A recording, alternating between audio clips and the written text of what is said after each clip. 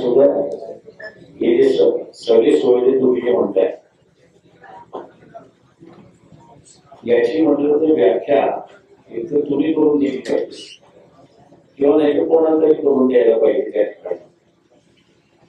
ती जोपर्यंत व्याख्या होत नाही तोपर्यंत नेमकं काय हे त्याच्यात कळत नाही.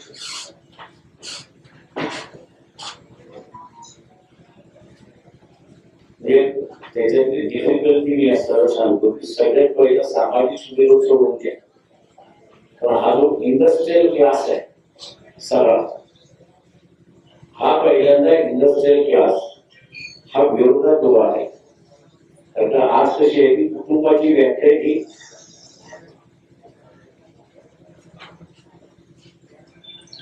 कायद्याने शब्दबद्ध केली. तुम्ही त्या कुटुंबाची व्याख्या ज्यावेळेस वाढवणार असाल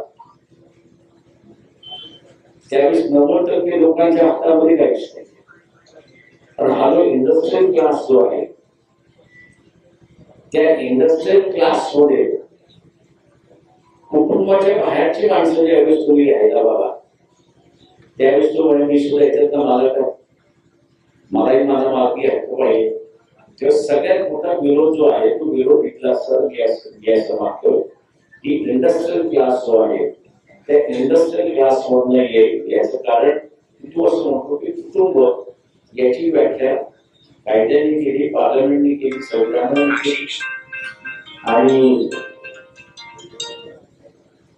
आणि ती आता समाजामध्ये रूढ झाली.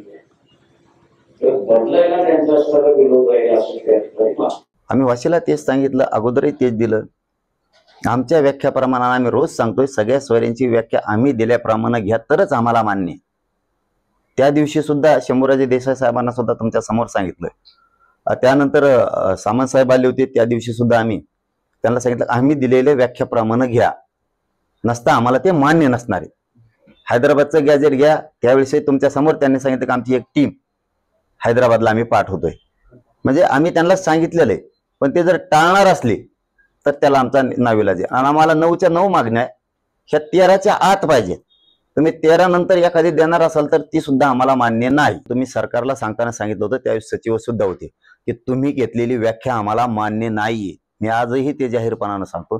त्यावेळेस सुमंत भांगे साहेबांपासून मंगलप्रभात लोढा दीपक केसरकर साहेबांपासून वाशीमध्ये सगळे बसलेले होते. मला ही मान्य नाहीये, तुम्हाला ही व्याख्या चेंज करावी लागणार आहे. नसता तुम्हाला जर ही व्याख्या ठेवायची असली सगळ्या सोयऱ्यांची तर अबकड अशा करा तुम्ही.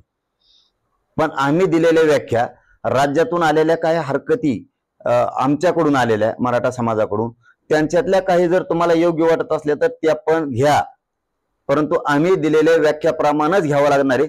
तुम्ही प्रत्येक वेळेस जर अशीच जोर जबरदस्तीनं काढल्यासारखी जर अधिसूचना काढणार असाल तर ते आम्हाला मान्य नाही, कारण मग ते टिकणार नाही.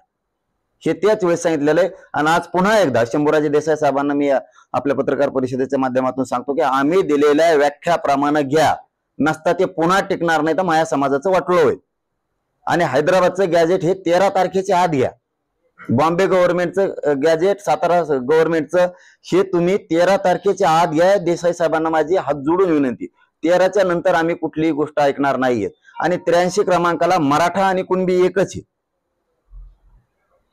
म्हणून मराठा आणि कुणबी एकच आहे. हा सुद्धा कायदा 2004 ला झालेला आहे. तो दुरुस्त करून तो सुरू करा.